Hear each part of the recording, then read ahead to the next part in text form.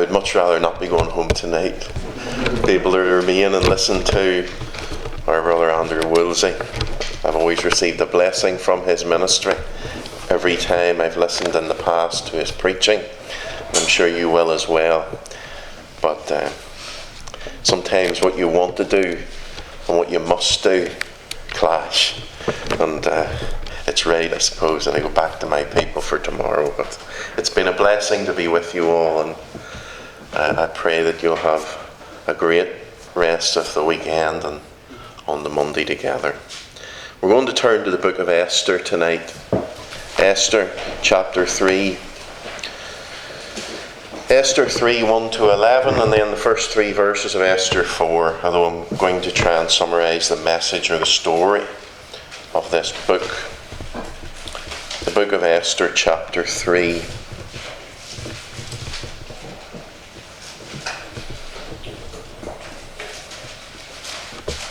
Verses 1 to 11.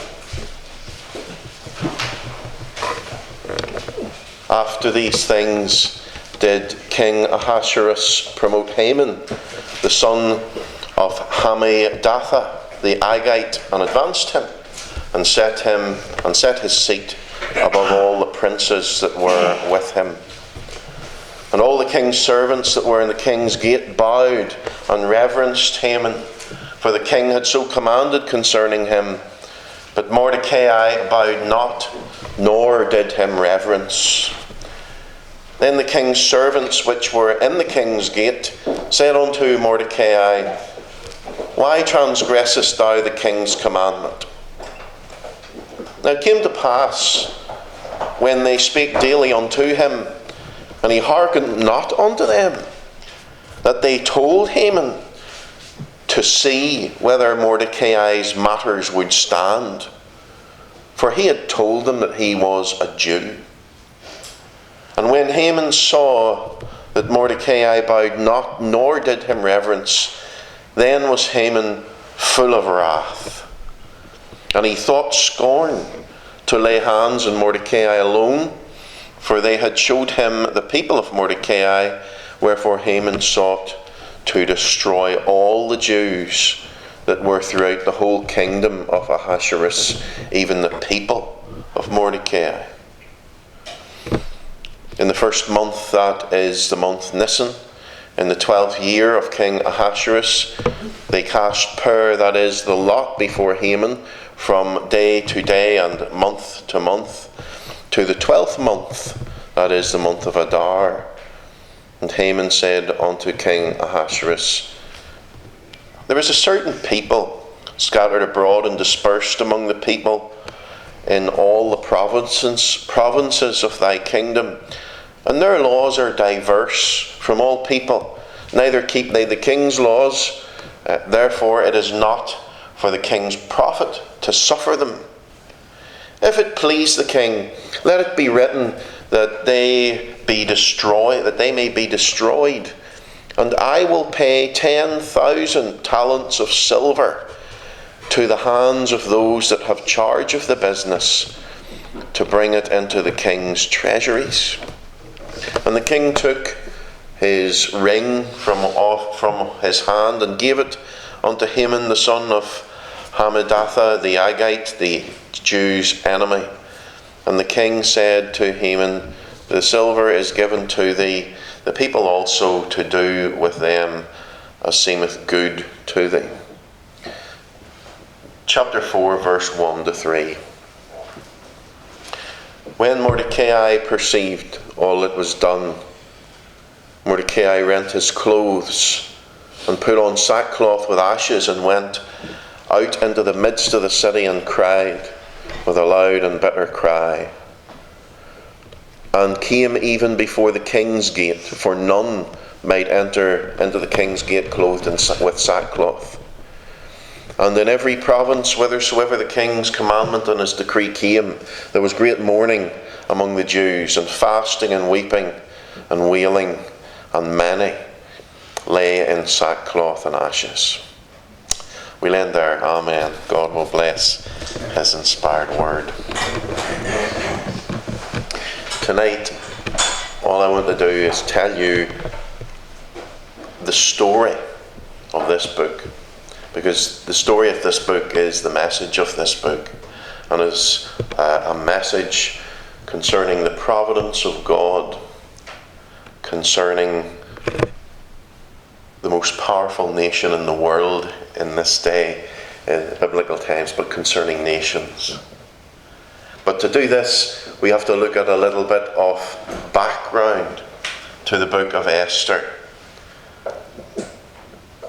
So the first point will be a little bit of background with a number of sub-points.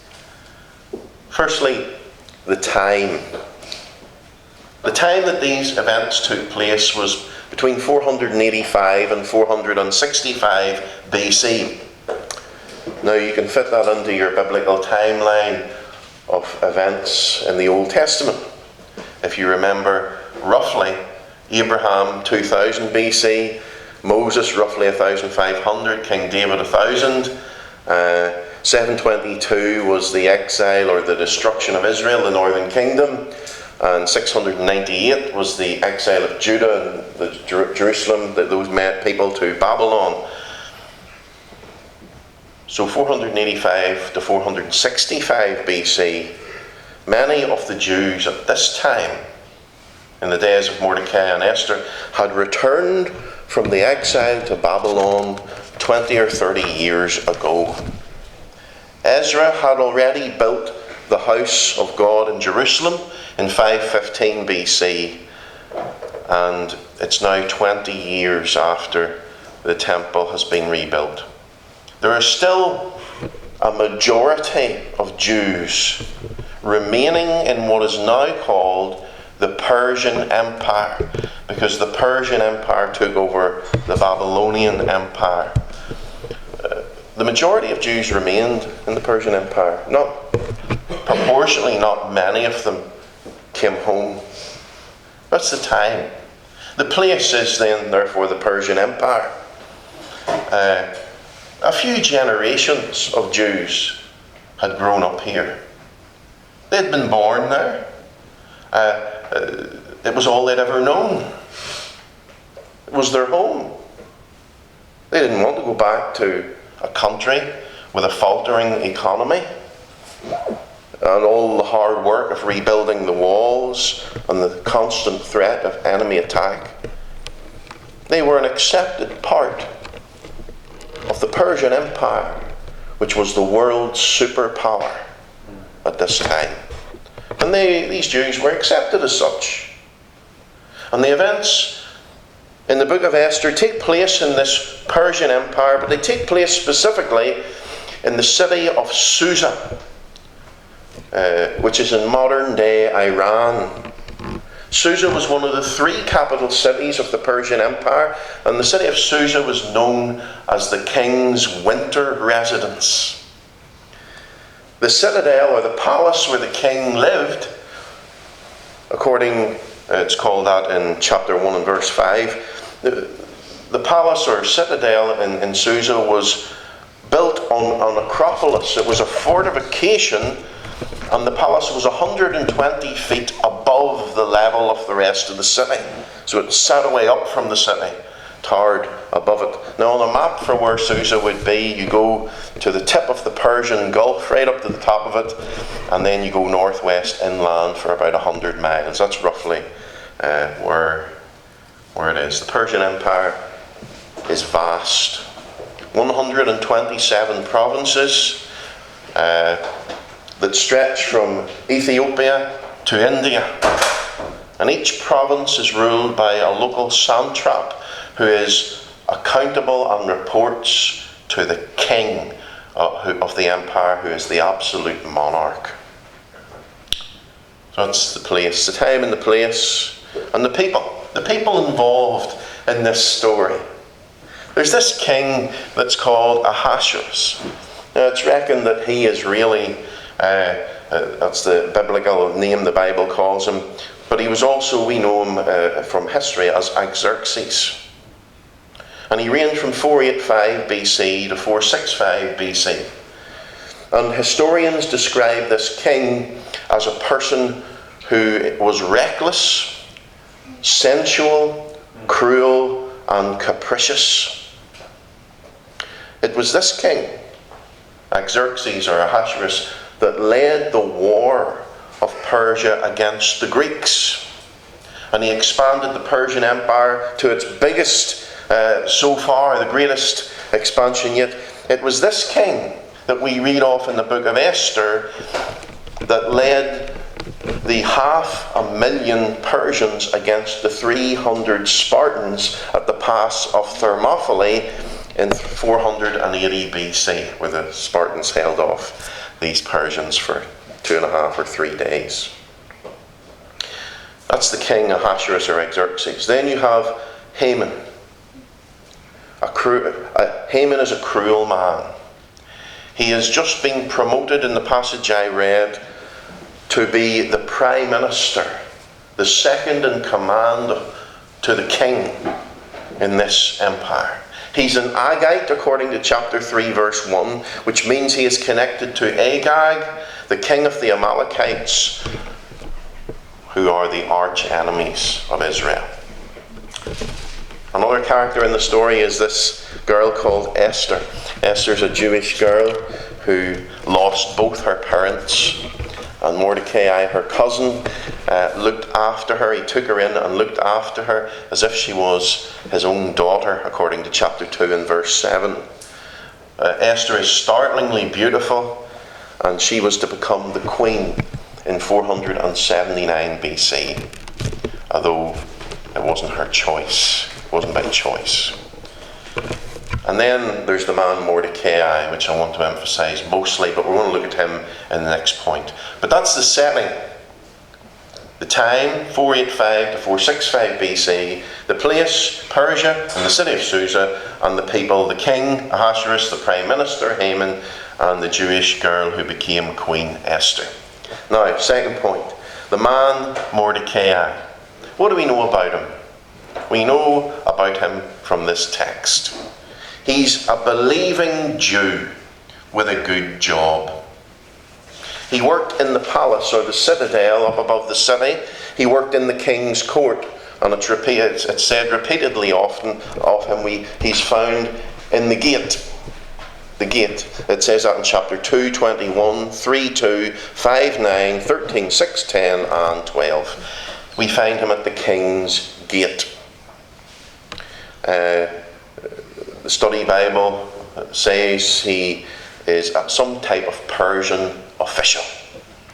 He's probably working for the government in a high-powered job. That's why he's in the king's gate. He's a believing Jew with a good job. The second thing is he is kind and caring.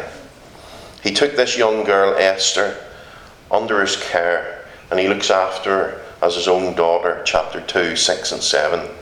And even when later on she was taken from him into the palace harem, Mordecai went and visited this little girl, or grown-up woman now, always his wee girl more than likely. He visited her every day, chapter 2 and verse 11.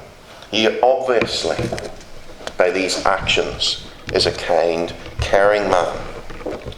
But not only that, Mordecai is honest and he is just.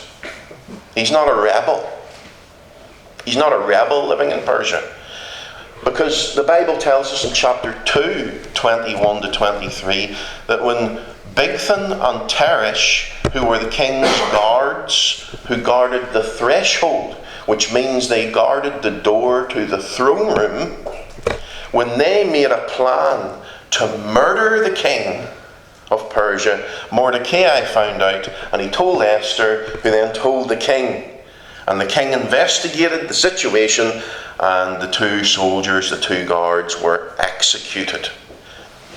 Now this is recorded in chapter 2 verse 23, and it's recorded there that this event was recorded in the Chronicles of the King of Persia, which was a book, like a diary more than likely, a number of volumes of a diary. It was recorded of the events that happened every day. Let me give you a wee quote from one commentator concerning this. He says, "We live in a day when it takes ages to bring men to trial for deeds that they are plainly guilty of, And we are rightly concerned to give the accused every opportunity to defend himself. But we have some attorneys who are much more concerned with getting their clients free than establishing the truth and justice of a matter. The public too must bear its full share in the responsibility. Many of us think we're being soft-hearted. Many of us think we're being soft-hearted when we excuse evil and allow criminals to get away free because we do not wish to be involved. But it is not a soft heart we have. It is a soft head. Justice moved more quickly in Ahasuerus' realm. Guilt was quickly established in the case of the would-be assassins. The sentence was announced, quickly carried out, and note the closing sentence of the chapter. It is written in the book of the Chronicles before the king, verse 23 of chapter 2. This record was to play an unbelievably important part in the days that lie ahead. So it's worth remembering at this event of Mordecai reporting these assassins is recorded in the book of the Chronicles of the king. He was honest and just. He was also a man of prayer who encouraged others to pray. We see that from the story. Sackcloth, fasting, and ashes, sackcloth and ashes, fasting and prayer. These things all go together for the Jew. But a thing to notice is this. Mordecai was a man of principle. When he said he wasn't going to do something, he didn't do it. No matter what pressure was brought to bear upon him. Now we see that in chapter 3 verses 2 to 4, which I read earlier. Just note what it says there. The king's servants that were in the king's gate bowed and reverenced Haman, for the king had so commanded concerning him. That made it law. But Mordecai bowed not, nor did him reverence. Then the king's servants which were in the king's gate said to Mordecai, Why transgressest thou the king's commandment? Now it came to pass, when they spake daily unto him, and he hearkened not unto them, that they told Haman, why? To see whether Mordecai's matters would stand, because he had told them he was a Jew. They wanted to test and see if he was a man of principle and he would stick to his word. He didn't do what he said he wouldn't do. His word was his bond, and it was a witness to others who were watching to see if this man of God would stand on the matter on which he said he would. And he did stand, and he didn't bow, ever. So that's Mordecai the person.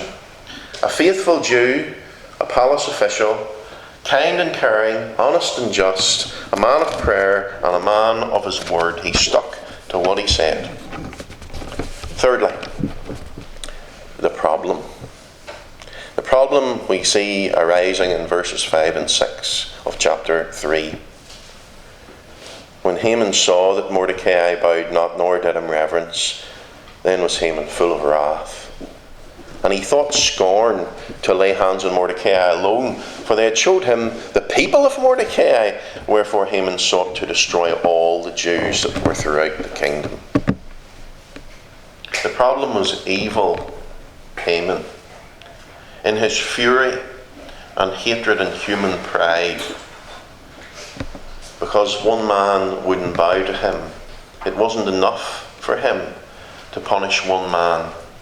He now plans the extermination of all the Jews throughout the whole Persian Empire. Mass homicide is what this man's planning. That's why I call him evil Haman. He certainly is. Hitler was not the first nor the last of this ilk. Haman was evil. He approaches the king in a real deceptive and sneaky way, and he says, King, there are a subversive people within the empire, and they don't really obey your laws. They have their own laws, and they're of no profit to you, knowing of course that profit means everything to the godless. And he says, I will pay you 10,000 talents of silver into your treasury. Now, 10,000 talents of silver is an enormous bribe.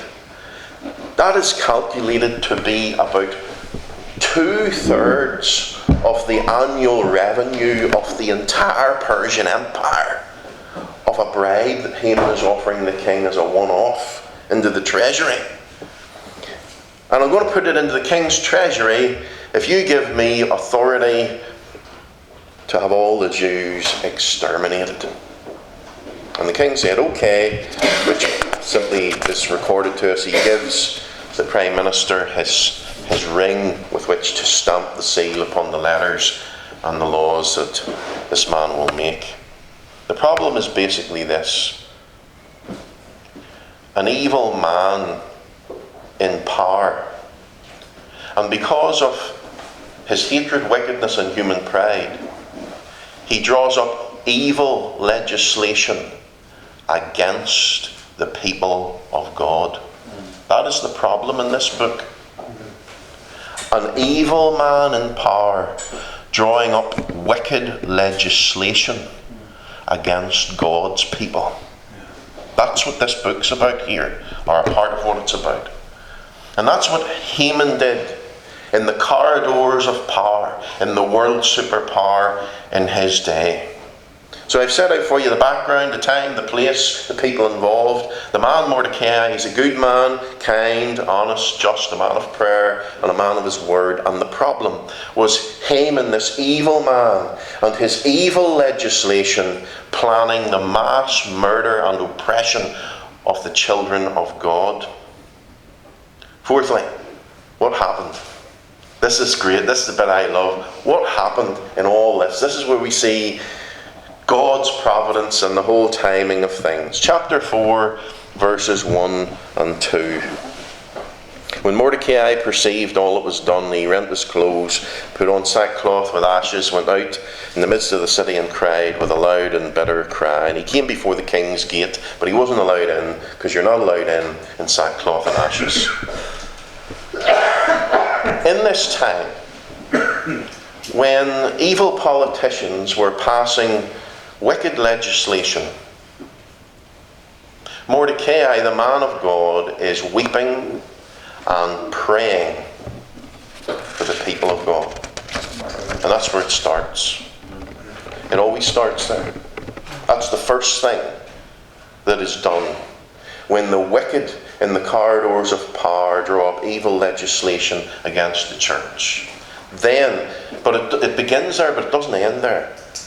Then the man of God challenges the woman of God, who is in the place of power and authority and influence, to stand now and do something about it.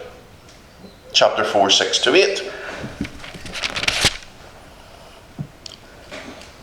Hathach went forth to the street, to Mordecai in the street of the city. It was before the king's gate. Mordecai told him of all that had happened unto him and the sum of money that Haman had promised to pay the king's treasury to destroy the Jews, basically. And also he gave him a copy of the writing of the decree that was given at Shushan to destroy them and show it unto Esther, and and declare it unto her, and to charge her that she should go unto the king to make supplication unto him and make request before him for her people. Now Esther, as you know, sent a message back saying, I can't go. I can't go into the king uninvited in the throne room, because it is the law that if I go in uninvited, that I'll be put to death unless the king stretches forth the golden scepter to me. And if he doesn't do that, I'll be dead. And I haven't been invited into the king's throne room for 30 days, says that in verses 10 to 12. And this reply from Esther prompts Mordecai to send another message back. The words that are one of the classic texts in the whole of the Old Testament. Verses 13 and 14 of chapter 4. In Mordecai commanded to answer Esther, "Think not with thyself that thou shalt escape in the king's house more than all the Jews. For if thou altogether holdest thy peace at this time, then shall their enlargement and deliverance arise for the Jews from another place. But thou and thy father's house shall be destroyed. And who knoweth whether thou art come to the kingdom for such a time as this?" Queen Esther, don't you hold your peace at this time. Of all times, this time. Mordecai believed in the providence of God because, you see, he believes that we are just instruments that God uses, and that God will deliver his people in another way. If Esther doesn't stand now, he fully believes God will deliver his people through another means. But he says to her, "But now is the time to make your stand." And Queen Esther, who knows but that you have come to the kingdom. You've been put in this position by God for such a time as this, for this very purpose. Could it be, my cousin, he said, that God's put you here for this reason? And then, the woman of God, in the place of influence and power, says she will make the stand. In 3 days' time, chapter 4, 15 to 17, she asked for prayer, all the Jews to get together and pray in those verses. And she said, what was she saying? Know what she was saying? First of all, Mordecai expected this of her, and she as a child of God was going to do this. She's saying, I will break the law for God's people in 3 days' time. I will make my stand against the law of the land. That's what she's saying. And what happened? God's people fasted and wept for 3 days. And then Queen Esther went into the king, chapter 5, verses 1 to 3. And God answered her prayer as the king stretched out the golden scepter, and her life was spared. And you know what happened then? Within 2 days, God had overruled the world power of Persia and turned the whole situation around for the benefit of God's people instead of their persecution. But let's look at it anyway. You all know what the story is, but let's look at it anyway. Here's how it happened. The Queen invited the king and the Prime Minister to a special feast in her apartments or palace where the gardens were. And they both came. Just Haman felt great. The king at that first feast asked the Queen, what do you want, Esther? And she says, tomorrow come again and bring the Prime Minister Haman, come again to another feast, and then I'll tell you. And wicked Haman, the Prime Minister, who's bribed the king and planned to kill all the Jews, he goes home after that first feast, and he's so full of pride, he goes past Mordecai at the gate, who still doesn't bow, and Haman that night goes home and he boasts to his wife and his advisors how great he is and how just he is invited to a special feast tomorrow with just the Queen and the king. And he's so proud, and he's so happy, and he's so arrogant in his wickedness. And he says, but it's all worth nothing as long as I see that Mordecai not bowing to me at the gate. It's all worth nothing. I want him dead. And his advisor says to him in that night, why don't you build a gallows? Build a gallows. It can either mean a gallows for hanging someone on or for impaling someone on. It can mean either, but either way, it's an implement of death. 50 cubits high, 75 feet high. And go and ask the king tomorrow morning, before you go to the feast, go and ask the king to hang Mordecai on the gallows. And then you can go to the feast with the king and the queen, a happy man And Haman loved that idea. He liked it, and that's exactly what he did. So it's all planned now. Here's the plans of wicked men are now in place. It's plotted. Mordecai will be dead before Esther presents her petition to save him and the Jews at the feast later on tomorrow. He'll already be dead. However, in the providence of God, what did it take to change the situation? That night, the king couldn't sleep. Chapter 6. That night of all nights, the king doesn't sleep. And that night the king commanded in his sleeplessness that the book of the records of the chronicles of the king be read to him. If ever you're really bored, read your own autobiography. Or you can't sleep, and it'll certainly put you to sleep. And that night, out of the different volumes of the chronicles of the king, just by pure luck and chance, the chronicler happened to pick a certain volume and open at a certain page, just by pure luck, that contained the account of Mordecai the Jew exposing the assassination attempt on the king.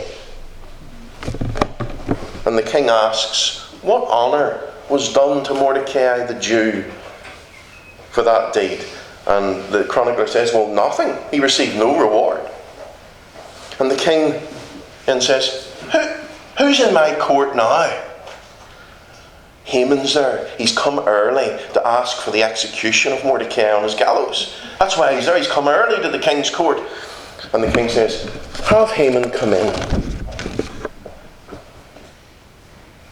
And before Haman can ask for the death of Mordecai, the king says, what should be done for the man, for someone that the king wants to honour?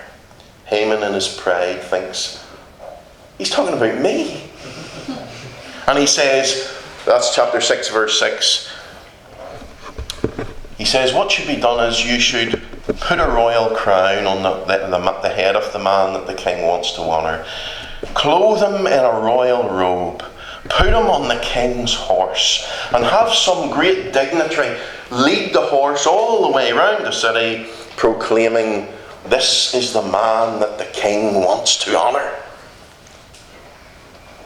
And the king says, very good. You go and do this for Mordecai the Jew. So Haman has to robe the man he wants dead, put a crown on his head, put him on the king's horse, and lead him round the capital city proclaiming, this is the man the king wants to honour. Total humiliation. And that, of course, didn't happen by luck or chance. It is the providence of God at work. It's God's hand. But it's not over yet. It's not over yet. Wicked Haman, after the parade, comes home humiliated. And just then the king's servants arrive to take him to the feast with the king and the queen. And he doesn't feel a bit like it. He's a wee bit down. And he goes to the feast. He's no option.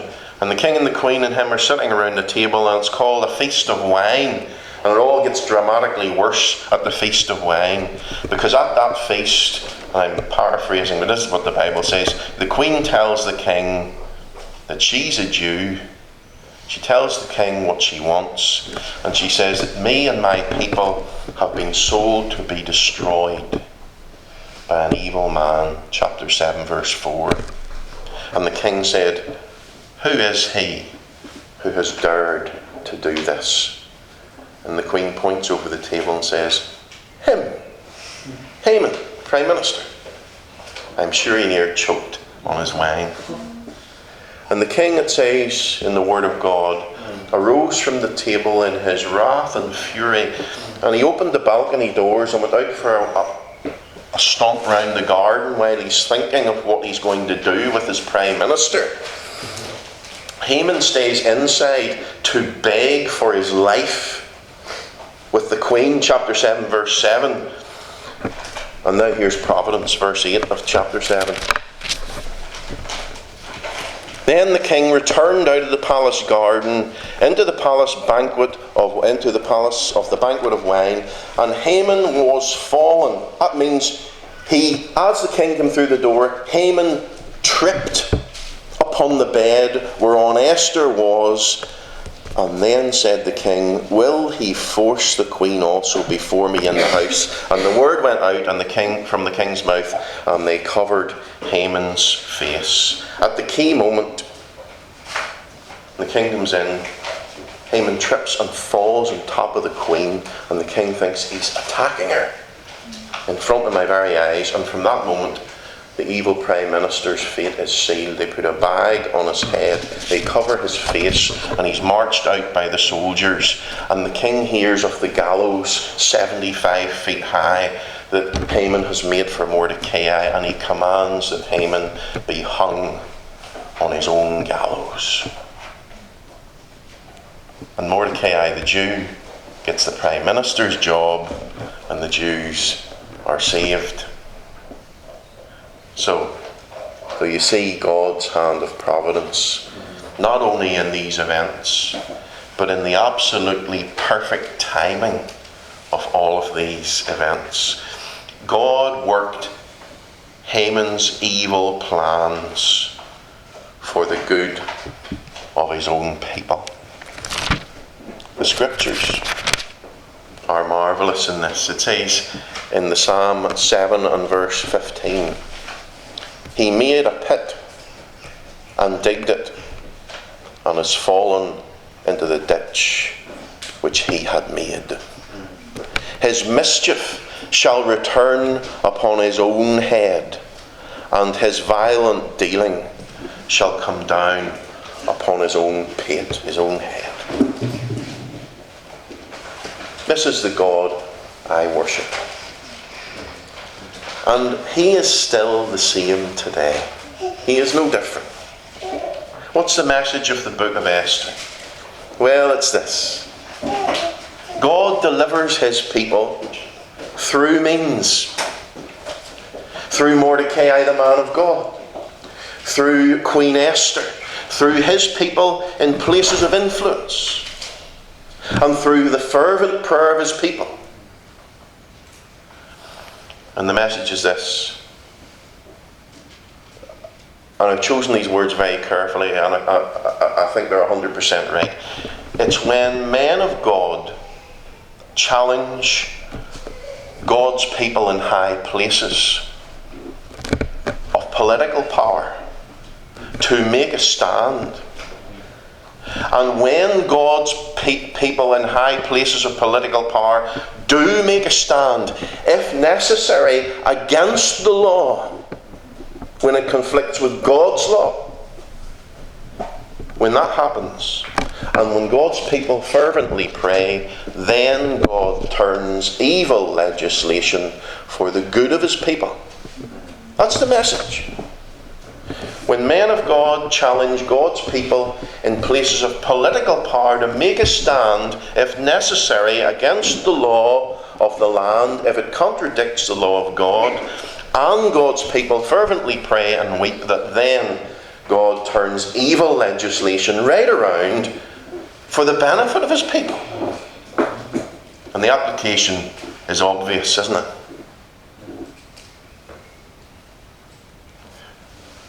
Where are these people in our lands, in the UK where I live, or in Northern Ireland? But it's probably the same down here too, because it's the same in the Western world. Where's the special men of God who are challenging God's people in places of political power to make a stand? And do Christian politicians make a stand against the law if necessary, where it contradicts the law of God, and are God's people fervently praying and weeping? If these things are not happening, is it any wonder that evil legislation is not changed, but accepted and obeyed by the professed Christians in power, at least in my country? Make no mistake though, God will deliver his people. As Mordecai said to Esther, if not by you, deliverance will come in some other way, but you and your house will perish. And I would say that to the politicians in Northern Ireland where I'm from. In fact, when civil partnerships came in, or were in the process of coming in, as you know, there was quite a few debates at that time, and I received a letter from a senior politician I'll not mention, and he said, surely you do not expect us to break the law of the land and go against civil partnerships. And I wrote back to him and said, well, I'm glad that the martyrs didn't have that mentality, where the law of the land contradicts the law of God. And I wrote a 2.5-page letter to Ian Paisley at that time and told him that he was a Roman Catholic. You know why? Because there was a man, I never answered, there was a man who was willing to break the law of the land for Protestant tradition and go to prison, marching routes, whatever it was. I said, where's that in the Bible? You were willing to break the law of the land for Protestant tradition, marching along a certain road or whatever. But for something that the Bible plainly says, you're not. You're putting Protestant tradition as a higher authority than the Word of God. You're willing to break the law of the land for Protestant tradition instead of biblical truth that is plainly taught in the Scriptures. You're just the same as the Roman Catholic Church that puts its tradition above Scriptures and authority. That's exactly what they did, brethren, up in the north. Exactly what they did. And they capitulated to it all because they didn't want to lose money. That was another thing they said in the letter. Money. No. It's when God's people in the places of authority and places of political power make a stand, like Esther and many others, if necessary, against the law of the land, then God blesses. Could it be? I often say, I don't want to live now. I want to live in the 1600s. I'm sick of the Christianity of the Western world, generally. But my wife rebukes me for saying those things, and it's right. She's right. Because could it be, and it is, that we are all come to the kingdom for such a time as this? Everything is a part of God's plan, and we are here and now to do what we can here and now for God's glory and for God's kingdom. God, the God of the Bible, He works all things after the counsel of His own will. He overrules world superpowers. He changes evil legislation into benefit for His people. This is the God that we worship. So I've given you the background, the man Mordecai, the problem, and what happened. One Puritan quote, and that will maybe do, will it? Wee short Puritan quote on Providence. Yes. Because this book of Esther is all about Providence. Thomas Watson says this: there are three things in Providence: God's foreknowing, God's determining, and God's directing all things to their periods and events and their times. God's timing in His providence is perfect. Okay, amen. Thank you for your attention. I was saying